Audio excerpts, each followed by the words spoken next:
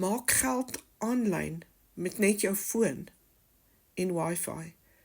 Dit klink mos na 'n lekker resepie. Daar is ongeveer 6000 mense reeds in Suid-Afrika wat die Legacy Builders program volg. 26 het reeds miljonêers geword. Klink dit nie vir jou na iets om te ondersoek nie?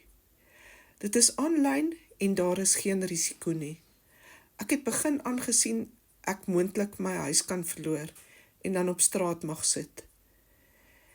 Jy kan byvoorbeeld $900 in een transaksie maak.